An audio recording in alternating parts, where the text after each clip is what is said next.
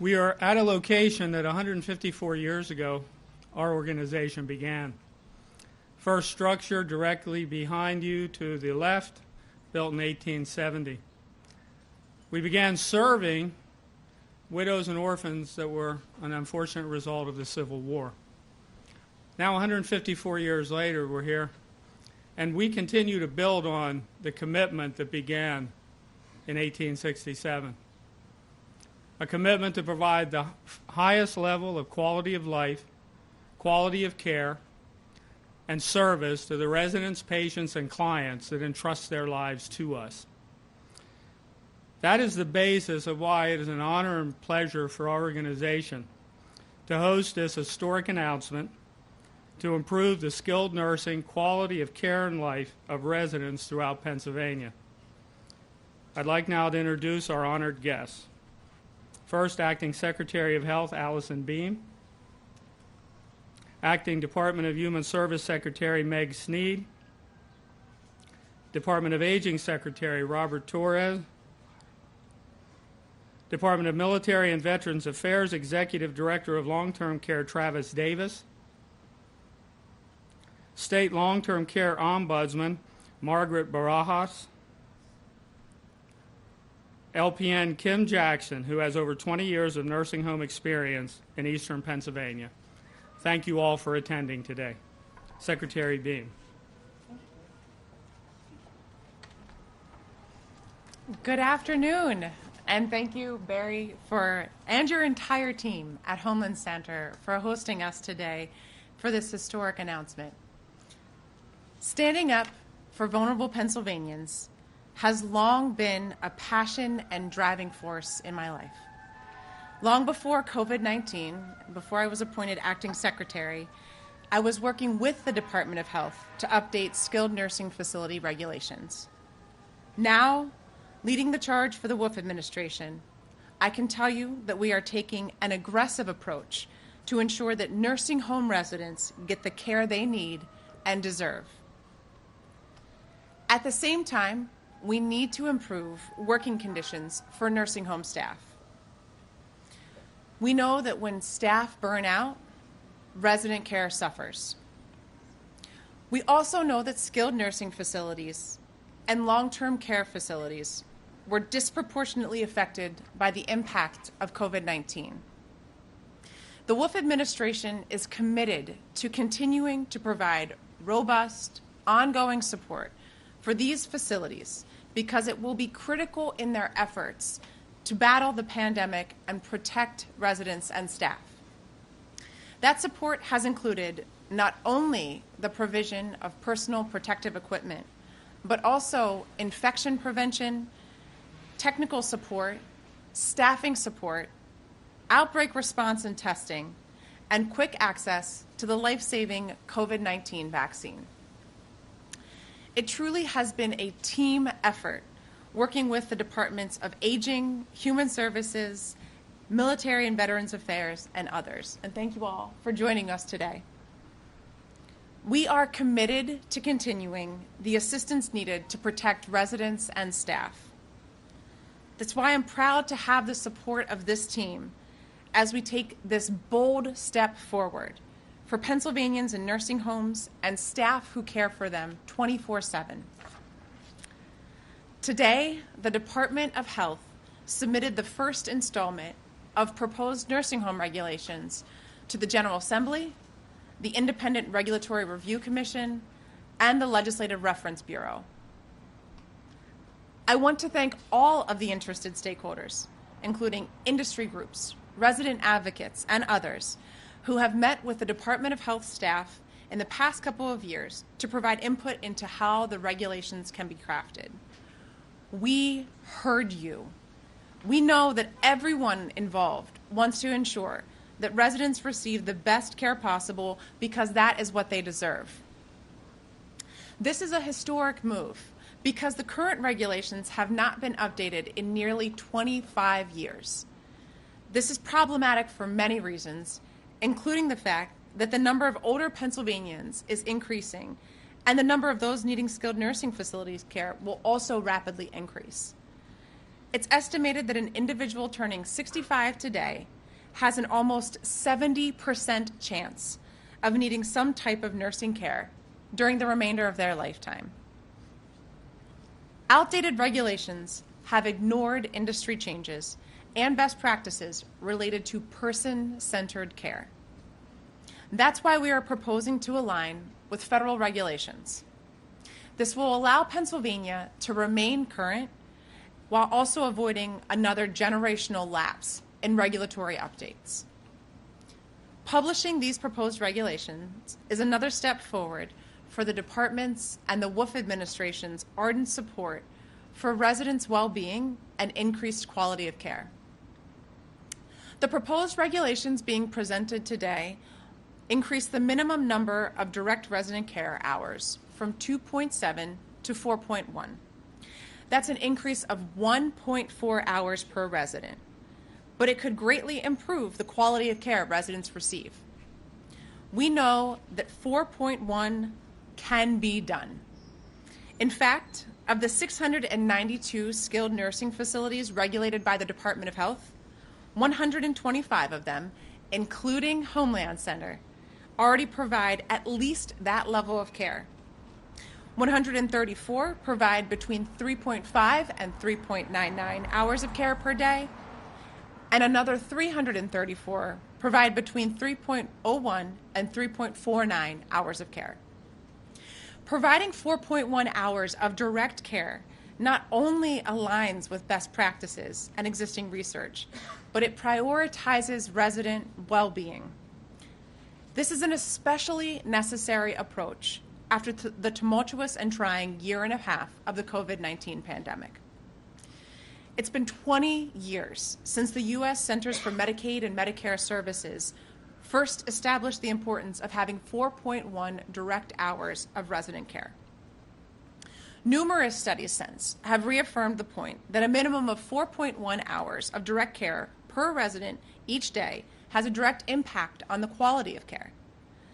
Studies have shown that this is the minimum level of care needed by nursing home residents to prevent such problems as bed sores, infections, malnutrition, dehydration, and injuries from falls.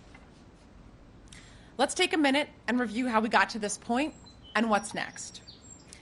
Recognizing the need to update the regulations, the Department of Health convened relevant stakeholders starting in 2017 as part of a regulatory work group to provide feedback on these issues.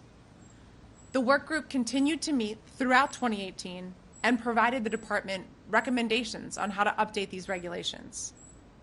When drafting the proposed regulations, the Department of Health team incorporated many of these recommendations, as well as the critical lessons that we were learning real time while responding to the COVID-19 pandemic. Given the magnitude and the importance of these regulations for the more than 72,000 nursing home residents and their families, publishing the proposed updates in 5 packages will allow each section the opportunity for appropriate feedback during a public comment period. The first package is what we are announcing today, and it's on track to be published in the Pennsylvania Bulletin by the end of the month. At that point, all interested stakeholders, including industry groups, resident advocates, and the general public, will have an opportunity to provide feedback. Future packages will include potential updates to other critical topics, including ownership, staff development, infection control, and prevention. Each of those 5 packages will follow the same process to allow for public comment.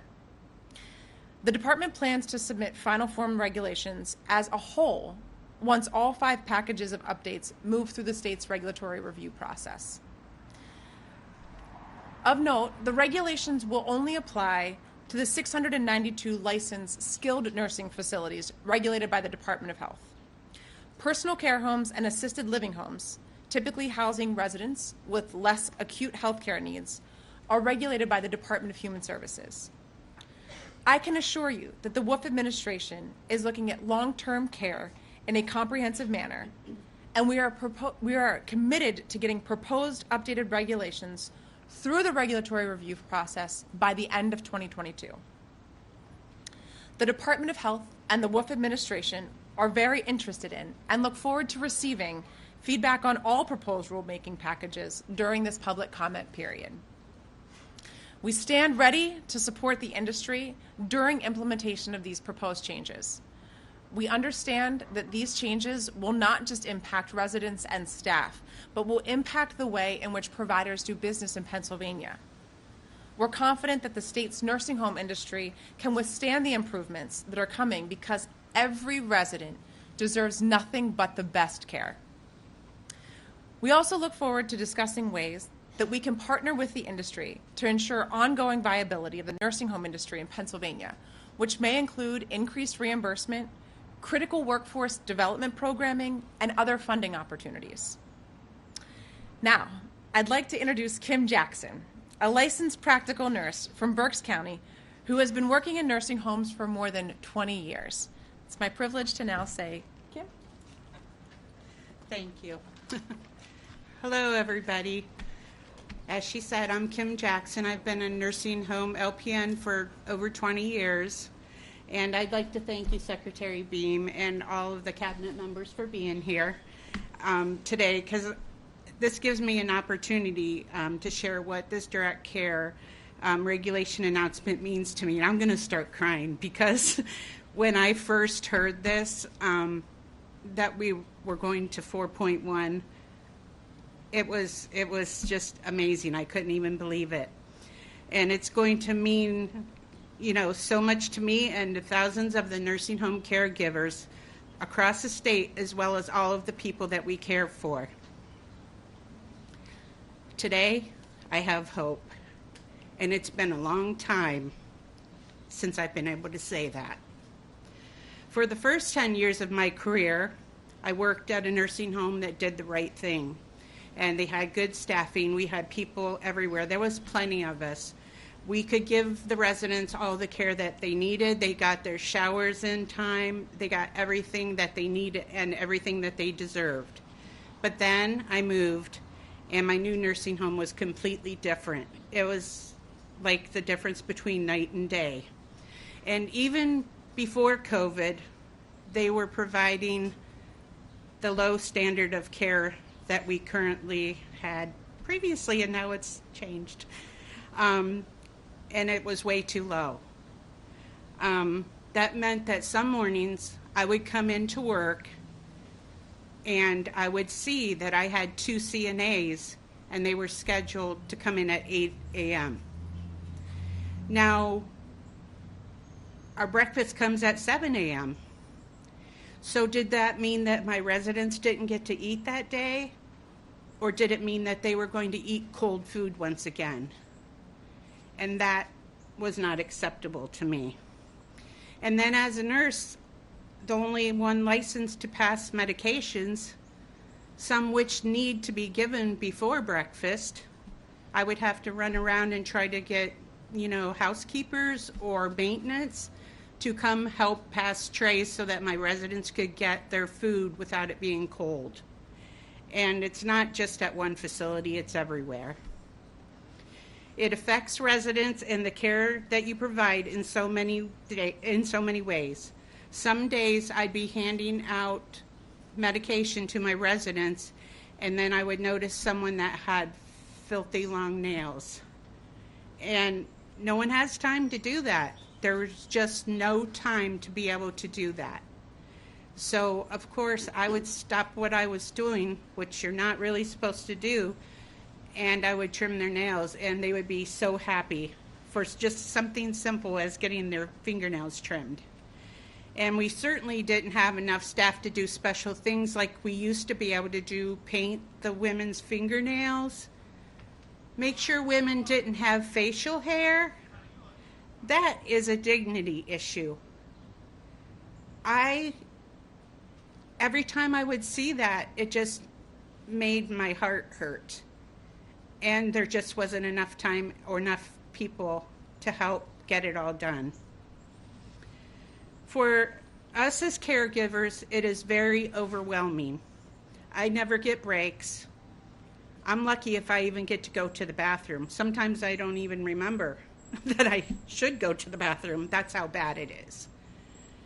And you start to suffer from compassion fatigue. And I was at that place.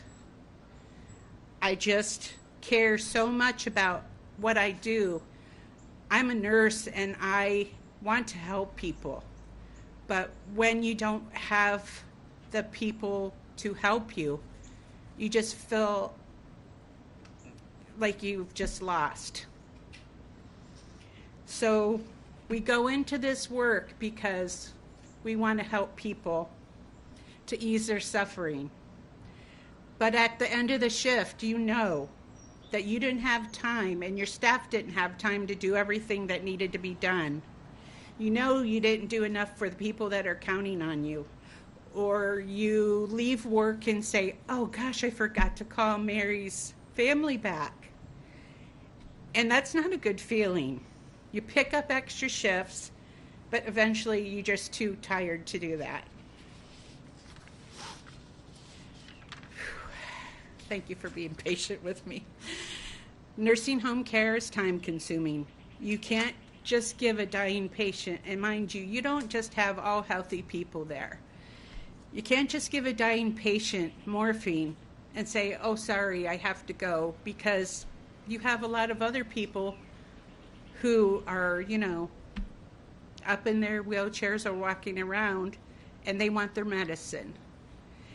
And it just makes you feel so bad that you have to rush in and give someone something to ease their pain as they're leaving this world. And sometimes I'm the only one they have.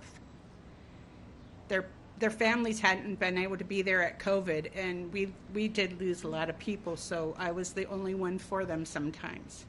These new regulations can help fix that. And it is a victory for all of us, and that's putting it mildly. All of us on the front lines doing this work, because we know that someone actually listened to us. We've known for a very long time that the current regulations weren't good enough, and that our residents were suffering, and it caused too much turnover.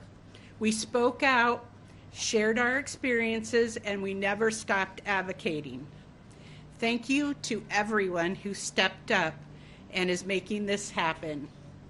I think about the great care that I'll be able to give, and I cannot wait for it to happen.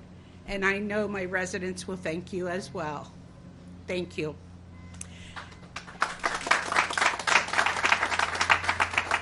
Now I would like to introduce Ombudsman Margaret Barajas.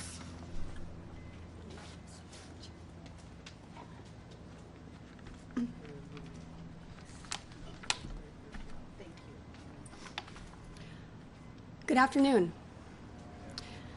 I'm honored and genuinely excited to join Secretary Beam, Secretary of Aging Robert Torres, esteemed Commonwealth leadership, long-term care professionals, and especially skilled nursing home residents in support of this historic moment.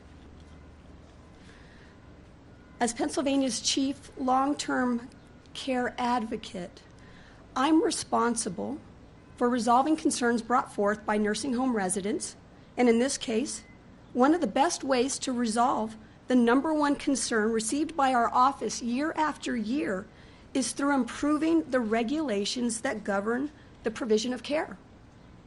Today, the Pennsylvania Department of Health is announcing the details of this diligent, careful work. But the broader reasons for this update are well understood by those of us who have worked in and lived in long-term care. The bottom line is that we have an ethical imperative to assure that Pennsylvania's most vulnerable citizens are safe and well cared for. Nursing home residents are just like you and me, except that they need some help with activities such as walking, eating, or getting out of bed. And just like you and me, they want to live in a home where they feel safe and loved and well cared for. These are our mothers, our fathers, our spouses, and one day could be any of us here. Today, we're fortunate to stand here at a home that exceeds the staffing standards we're proposing. But in other facilities, where staffing hovers at the minimum, residents all too often suffer physically, mentally, and emotionally. We can change that. From the residents' perspective, they tell us their caregivers are overworked and rush from one room to the next. We can change that.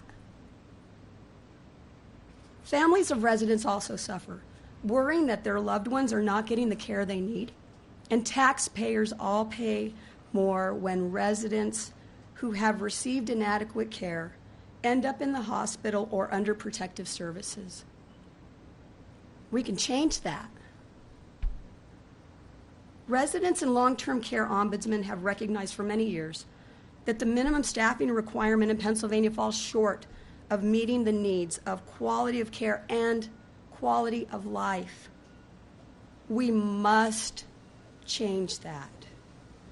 Because this is also about our future and what the future of aging can look like if we commit to doing the right things now. Pennsylvania currently has 3.4 million adults aged 60 and over, and this figure is projected to grow to 4 million in the next 9 years. As Pennsylvania's senior population continues to increase, the need for long-term care services will accompany that growth. As a state with one of the nation's largest aging populations, meeting minimum standards for long-term care is not good enough. We must lead, we must strive for excellence. By increasing the minimum number of direct resident care hours from 2.7 to 4.1, we will lead. We will help ensure that skilled nursing facilities are providing residents with high-quality care now and for years to come. So I thank you, and now I'll turn things back over to Secretary Beam.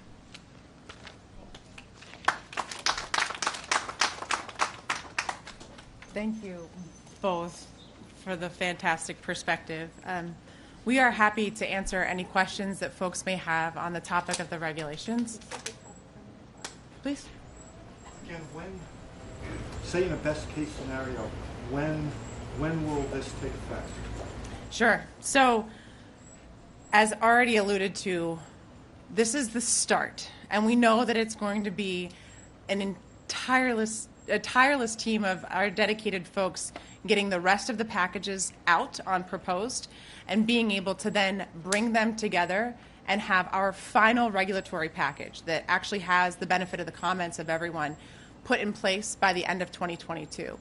Part of that process will be a comment period that will ask folks, when should the effective date be? When can we make sure that this is going to be able to be operationalized successfully? And so while the regulatory process will kick off today with the first package going in, and hopefully throughout the rest of this calendar year we're able to put the 4 more packages out on proposed, our final regulatory obligation we see ourselves as having is really being able to put final in by 2022, which will contemplate an effective date thereafter 2022. And this doesn't require any sort of bill getting approved by the legislature? So this actually is over in the regulatory aspect of our domain. The legislature, of course, will be a partner in this, and we will continue to communicate with them and update them as they have been this whole time. And they actually have the proposed regs with them as well today. But there will be no bill that will be necessary. Rather, this will be getting it through that regulatory review process. And what or who, if anybody, could derail this? So we are going to take into account all of the comments that we get when we actually solicit that public comment period for 30 days. We have a feeling is going to be voluminous in what the feedback is that we receive from folks. We understand that will be an opportunity for folks to also voice opinions that may be in a different direction than where these regulations are going. Of course, through that independent regulatory review commission process, we'll also have public hearings where folks are able to speak their perspective. And all of those steps harness the potential for us to not necessarily prevail on getting these regulations through. But really, this is where having a team of leadership in this administration is going to be pivotal to educating folks as to why this is so critical and making sure that we stay on track rather than let any of those potentials derail it. I mean, it sounds like you could be persuaded otherwise, but who, if anybody, is the final decision maker on, we've heard what everybody has to say, we know everything we need to know, and now this is the decision? Who makes that decision? Sure. The Independent Regulatory Review Commission, or IRC, will actually take a vote on the regulations. After that, they do go to the General Assembly, and then there's an opportunity for us to finalize them and put them out as final. And one more thing I'd like to ask right now is, you know, we've heard over the years, we've heard a lot about the 4.1 hours and the 2.7 hours, and we also heard a lot about mandatory staffing levels. And you mentioned staffing levels as being separate from this, but what I'm hoping you can answer is, what's the difference between this and a staffing level? And if you could, what will this actually look like? Like, what will be different if they're required to provide 4.1 hours? This is a great question. So we're starting by putting out the hours of care that a resident will receive. So if you look at it from a resident-focused perspective, nonetheless, another aspect of the regulations put forth a staffing ratio, which is what type of ratio you need to maintain to have the right number of staff for each of the residents that are in the home. That's when we talk about the staffing levels, that's really the part of the regulations that we're focused on.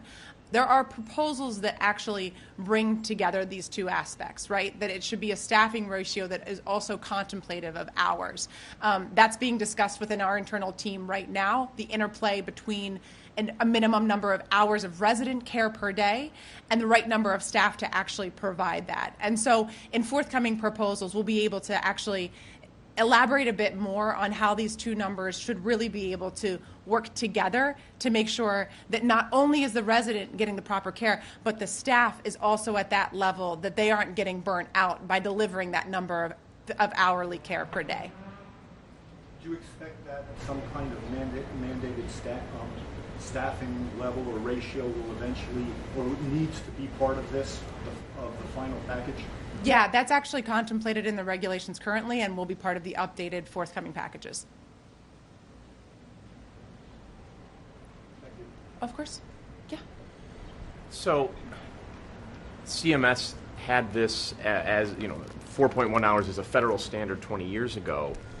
Can you give a little bit of background? It's sort of been hinted at about what the conversations have been about that in the past and why it's taken 2 decades for this to even come to the regulatory table. Sure. So I can, of course, offer what has happened under this administration, right? And during Governor Wolf's first term, he brought folks to the table to say, how are we going to improve our regulatory purview over skilled nursing facilities? What are we going to do better by residents, by staff, by families to allow us to update these regulations comprehensively and truly modernize them? With us putting out this first package, there are 2 critical pieces of it that I think are reflective of the work that he's done under his administration.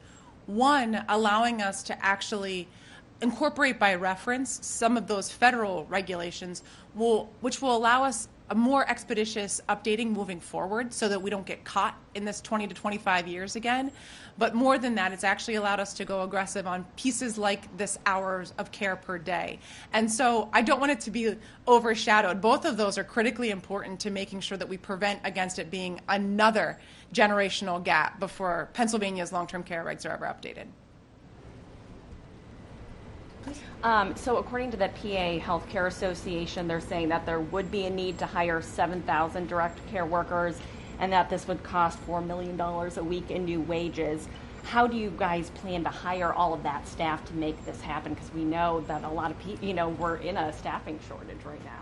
Absolutely. So coming out of the pandemic, the workforce broadly in healthcare has been a concern. We wanted to make sure that not just our hospitals, but also those that provide the spectrum of healthcare have a pipeline of folks that are eager and willing to be part of the workforce that we so desperately need and frankly were our heroes for the last year and a half and continue to be. What we're doing by way of some of the federal resources that we received is actually investing in that staffing infrastructure in Pennsylvania.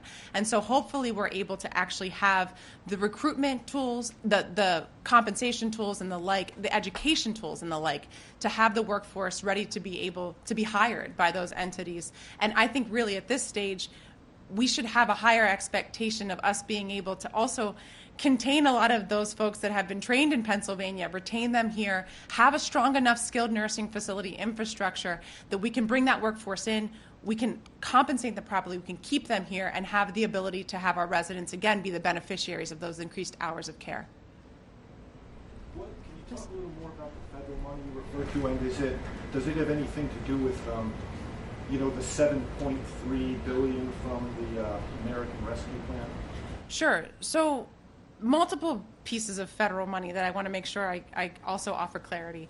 Back in 2020, we had $850 million of the CARES funding went directly to skilled nursing facilities, which was really to allow them to, again, be supported while they were responding real time to the COVID-19 pandemic.